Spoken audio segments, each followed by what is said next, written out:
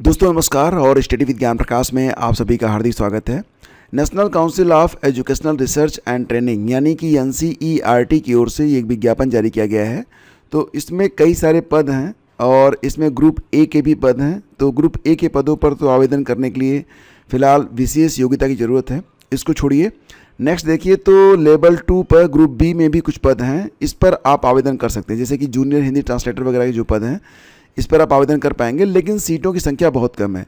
मैं बस आपको बता रहा हूं कि ये वैकेंसी आई हुई है और टोटल यानी कि ग्रुप ए, ग्रुप बी और ग्रुप सी की कुल वैकेंसी अगर मिला के देखा जाए तो पद ज़्यादा नहीं है, लेकिन इफ़ यू कैन, अगर आप कर सकते हैं तो आप आवेदन करिए। 173 पदों पर यह भर्ती आई हुई है। ये विज्ञप्ति आपको मैं टेलीग्राम पर भेज दूंगा, एक बार चेक कर लीजिएगा। तो इसमें बहुत सारे पद हैं जिस पर अगर आप सामान्य रूप से स्नातक हैं तो भी आप आवेदन कर पाएंगे। बाकी एलिजिबिलिटी वगैरह नीचे लगा दी गई है, ठीक है ना। तो ये टेलीग्राम पर आपको मिल जाएगी वैकेंसी देखने के लिए। और दोस्तों इसी के साथ ये जो कस्तूरबा गांधी आवासीय बालिका विद्यालय होते हैं तो प्रतापगढ़ में वैकेंसी आई हुई है। अभी फ़िलहाल जो विज्ञापन है यह 23 दिसंबर को जारी किया गया है। इसमें जो पूर्णकालिक शिक्षक होंगे, एग्जैक्टली मैं आपको बताऊं तो ये जो पद हैं सारे पद महिलाओं के लिए ही हैं, पुरुष इसमें आवेदन नहीं कर पाएंगे। लेकिन पूर्णकालिक शिक्षिका गणित, विज्ञान, हिंदी, संस्कृत, अंग्रेजी के लिए यहाँ पर पद है, जिसमें आपको महीने में 25,410 रुपये पेमेंट के तौर पर मिलेगा, ठीक है। रिक्तियाँ कम हैं, लेकिन अगर आप चाहते हैं आवेदन करना तो कर दीजिए, क्योंकि कोई परीक्षा इसमें होनी नहीं है। और अगर वर्तमान में आपको लगता है कि जॉब की आवश्यकता है तो आप यहाँ पर आवेदन जरूर करिए। अंशकालिक शिक्षिका में कंप्यूटर शिक्षा के अंतर्गत स्काउट गाइड और शारीरिक शिक्षा, साथ ही साथ कला, क्राफ्ट, संगीत और गृह शिल्प के लिए यहाँ पर पद हैं। तो कुल मिला के इनको जो अंशकालिक शिक्षक होंगे उनको 12,790 रुपये महीने में मिलेगा। लेखा का क्लर्क का भी पद है 14,357 रुपये। इसके अलावा बाकी जो पद हैं, तो यहाँ पर अगर आपको आवेदन करना है तो ऑफलाइन आवेदन करना है, कोई ऑनलाइन व्यवस्था नहीं है, कोई एग्ज़ाम नहीं होगा। आपका जो एकेडमिक है तो एकेडमिक के आधार पर ही आपकी मेरिट बनेगी। उम्र 25 से 45 साल के बीच में होनी चाहिए। बाकी डिटेल आपको नोटिफिकेशन में और फॉर्म का प्रारूप भी इसी विज्ञप्ति में दिया गया है, तो आप देख लीजिए। आवेदन करना है तो आवेदन कर सकते हैं, ठीक है। ये सारे जो दोनों नोटिफिकेशन है आपको टेलीग्राम चैनल स्टडी विद ज्ञान प्रकाश में मिल जाएगा, जिसका लिंक डिस्क्रिप्शन में दिया गया है। दोस्तों बात करते हैं रेलवे में 22,000 पदों पर वैकेंसी आने वाली है। ये ग्रुप डी की वैकेंसी होगी, जिस पर आप आवेदन 21 जनवरी से कर पाएंगे। एलिजिबिलिटी क्या रहने वाली है, तो अगर आप हाई स्कूल पास हैं तो आप यहाँ पर आवेदन कर पाएंगे rrbapply.gov.in पर। हालांकि जब ये भर्ती फिर से स्टार्ट होगी यानी कि इसमें आवेदन शुरू होंगे तो मैं आपको जानकारी उपलब्ध करवा दूंगा, ठीक है। तो 21 जनवरी 2026 से इसमें आवेदन स्टार्ट होंगे और डिटेल अभी नोटिफिकेशन आया नहीं है। हालांकि इसमें जो चयन प्रक्रिया होगी वो लिखित परीक्षा और फिजिकल एफिशिएंसी टेस्ट के आधार पर करवाई जाएगी, ये ध्यान रखिए। शिक्षा सेवा चयन आयोग में दोस्तों फिलहाल अभी शीत अवकाश हो गया है, विंटर वैकेशन 31 तक रहेगा। अब टीटी पर निर्णय जनवरी की बैठक में। एक बात तो तय है कि टीटी कोई मामूली परीक्षा तो है नहीं, तो यूपी टीटी की तैयारी में जो समय लगेगा उसको देखते हुए जनवरी में तो एग्ज़ाम मुश्किल है। और कल मैंने आपको बताया भी था कि परीक्षा जो है मई जून में जा सकती है, ठीक है। तो इस पर निर्णय लिया जाएगा अब अगले महीने जब आयोग खुलेगा तब। और फिलहाल अभी जो टीईटी है आप लोग सीटीईटी पर फोकस करिए। अगर आपको टीईटी पास करना ही है तो सीटीईटी पर आप लोग फोकस करिए। और फिलहाल अभी माना ये जा रहा है कि अब जो शिक्षा सेवा चयन आयोग है, जो कार्यप्रणाली आयोग अपनाता है यूपीपीएससी, उसी कार्यप्रणाली पर यह भी आगे बढ़ेगा। तो परीक्षा संबंधी यूपीपीएससी के निर्देश अपनाएगा शिक्षा सेवा चयन आयोग। केंद्र निर्धारण सेक्टर मजिस्ट्रेटों की तैनाती, आज के मानक होंगे कठोर, डिजिटल लॉकर में रखे जाएंगे प्रश्न पत्र, बिल्कुल वही पैटर्न रहेगा। तो दोस्तों फिलहाल ये तो सारी चीज़ें हैं, जब होंगी तो देखा जाएगा। नई बात यह है कि कुल मिला के 30,776 पदों पर 2026 में भर्ती आने वाली है टीजीटी और पीजीटी के लिए, जिसमें टीजीटी में देखा जाए तो कुल 24,515 पद और पीजीटी में 6,261 पदों पर रिक्त पदों के बारे में जानकारी मिल रही है।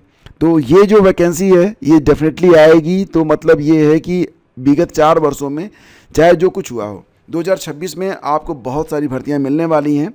आपको बहुत सारा मेहनत करना पड़ेगा ताकि आप 2027 में इकोनॉमिकली बिल्कुल फ्री हो सकें, ठीक है।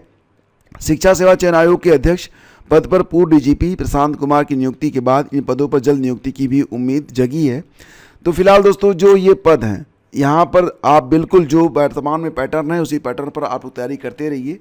अगर कोई फेरबदल नहीं किया गया तो यही पैटर्न रहेगा और किसी फेरबदल की कोई संभावना भी यहाँ पर है नहीं, ठीक है ना। तो पहले तो आपकी यूपी टीईटी की परीक्षा होगी, उसके बाद ये जो विज्ञापन होगा, मतलब विज्ञापन भले जारी हो जाए लेकिन परीक्षा उसके बाद ही करवाई जाएगी। तो ये नई विज्ञप्ति है और ये आपके लिए बहुत इंपॉर्टेंट है कि आप इस पर अच्छे से फोकस करें अगर 2026 में आप जॉब लेना चाहते हैं तो। जूनियर एडेड शिक्षक भर्ती में काउंसलिंग के लिए जो अंतिम सूची जारी कर दी गई है, ये सूची आपको टेलीग्राम चैनल स्टडी विद ज्ञान प्रकाश से मैंने भेज दी है, जाकर देख सकते हैं आप। तो 24 नवंबर से लेकर 14 दिसंबर तक ऑनलाइन आवेदन इसमें लिए गए थे, जिसमें प्रधानाध्यापक, सहायक अध्यापक हिंदी, अंग्रेजी, संस्कृत, सामाजिक विषय और गणित विज्ञान विषय पर नियुक्ति के लिए काउंसलिंग कराई जाएगी। तो जारी अंतिम सूची में विभिन्न विषयों में पद से 1.5 से 2 गुना अभ्यर्थियों को शामिल किया गया है। और रही बात प्रधानाध्यापक के पदों पर, तो काउंसलिंग के लिए 506 अभ्यर्थियों का नाम सूची में है। वहीं सहायक अध्यापक में हिंदी के लिए 480, अंग्रेजी के लिए 308, संस्कृत 198, गणित विज्ञान 910 और सामाजिक विषय के लिए 628 अभ्यर्थियों की सूची जो है वो जारी की गई है। ये सूची आप टेलीग्राम चैनल स्टडी विद ज्ञान प्रकाश पर जाकर देख सकते हैं। तो ये लिस्ट भी मैंने यहाँ पर लगवा दी है ताकि आप इसे देख पाएँ कि वहाँ पर कितने पद हैं। कुल 1262 पदों पर यहाँ पर भर्ती होने जा रही है। और दोस्तों देखो फ्रेंड्स, आज 25 दिसंबर है, आज बड़ा दिन होता है, तो आपके लिए एक बड़ा डिस्काउंट भी है। अगर आप चाहें तो आज आप LT ग्रेड, GIC प्रवक्ता, GDC असिस्टेंट प्रोफेसर आदि के लिए ये जो आपका पेड ग्रुप चल रहा है इसको आप ज्वाइन कर सकते हैं, और वो भी बहुत ही खास छूट पर, बहुत ही आकर्षक। लेकिन ध्यान रखिएगा कि ये ऑफर ओनली फॉर टुडे है, केवल आज के लिए है। आज दोस्तों अगर आप ये ग्रुप ज्वाइन करना चाहते हैं तो आप केवल 249 रुपये देकर ही आप ये ग्रुप ज्वाइन कर सकते हैं। इसकी फ़ीस आपको पता है कि ये 499 रुपये फ़ीस थी, जो कि आज आपको मिल रही है केवल 249 रुपये में। तो अगर आप चाहते हैं देन यू कैन ज्वाइन। आप हमें मैसेज करिएगा व्हाट्सएप पर हाय लिखकर 9452252260, ये व्हाट्सएप नंबर है। कॉल मत करिएगा, आप मैसेज कर दीजिएगा या फिर आप डिस्क्रिप्शन चेक कर लीजिएगा, आपको सारी जानकारी मिल जाएगी। लेखपाल भर्ती में आरक्षण में गलती करने वालों पर होगी कड़ी कार्रवाई, ऐसा कहना है यूपी के डिप्टी CM केशव प्रसाद मौर्य का। उन्होंने कहा था कि विज्ञापन में आरक्षण की गणना गलती करने वालों के खिलाफ कड़ी कार्रवाई की जाएगी। फिलहाल अभी आपको ये भी पता है कि लेखपाल भर्ती का नया विज्ञापन जारी होने जा रहा है, जो कि बहुत ही जल्द जारी हो जाएगा। यहाँ पर जो विपक्ष है डॉक्टर मान सिंह यादव, उन्होंने कहा कि कई नौकरियों में तो स्थिति ये है कि EWS से भी कम पिछड़ों को आरक्षण दिया जा रहा है, और इस बात से मैं बिल्कुल सहमत भी हूँ। ठीक है, ये चीज़ें तो हो रही हैं। सपा के ही आशुतोष सिन्हा ने कहा कि प्रदेश सरकार आरक्षण पर डाका डालने वाली है, मतलब जो कुछ भी है ये तो पक्ष विपक्ष का चलता रहता है खेल। लेकिन फिलहाल लेखपाल भर्ती में आरक्षण के बाद जो नई सूची जारी होने वाली है तो जल्दी आपके सामने रहेगी, नया विज्ञापन आपको देखने को मिलेगा। BEd शिक्षकों को ब्रिज कोर्स पर हाई कोर्ट से अंतरिम राहत। तो मामला ये है दोस्तों कि बहुत सारे ऐसे भी BEd डिग्रीधारी शिक्षक हैं कक्षा 1 से 5 तक प्राइमरी में, जो कि पहले ही एक बार अपना ब्रिज कोर्स कर चुके हैं, लेकिन अब जो निर्देश आया है उसमें सभी को शामिल करने की बात कही गई है। तो फिलहाल अब ये कहा जा रहा है कि ऐसे कुछ अभ्यर्थी जो थे वो कोर्ट गए थे, तो इलाहाबाद हाई कोर्ट की लखनऊ खंडपीठ ने प्राथमिक विद्यालयों में कार्यरत BEd डिग्री धारक शिक्षकों को अंतरिम राहत दी है। न्यायालय ने राज्य सरकार को निर्देश दिया है कि याची शिक्षकों को अस्थायी रूप से ब्रिज कोर्स के लिए आवेदन करने की अनुमति दी जाए, ताकि उनके विरुद्ध कोई दंडात्मक कार्रवाई न हो। एग्जैक्टली बात यहाँ पर यह है कि ये जो कोर्ट पहुँचे हुए शिक्षक हैं, इनका ये कहना है कि हम ऑलरेडी एक बार कर चुके हैं ब्रिज कोर्स, तो हमें दोबारा करने के लिए क्यों कहा जा रहा है। लेकिन सरकार ने ये कहा है कि शासनादेश सर्वोच्च न्यायालय के निर्देशों के अनुपालन में है और विभाग उसी के अनुसार कार्य कर रहा है। सभी शिक्षकों के लिए समान रूप से ब्रिज कोर्स अनिवार्य किया गया है, मतलब आपने पहले भी किया है या आप पहली बार कर रहे हैं, सभी को ब्रिज कोर्स करना कंपलसरी है, मतलब सभी को आवेदन इसमें करना ही पड़ेगा। ठीक है, ब्रिज कोर्स के लिए सशर्त आवेदन की अनुमति दे सरकार। हाई कोर्ट BEd डिग्री धारक प्राथमिक शिक्षकों को मिली अंतिम राहत।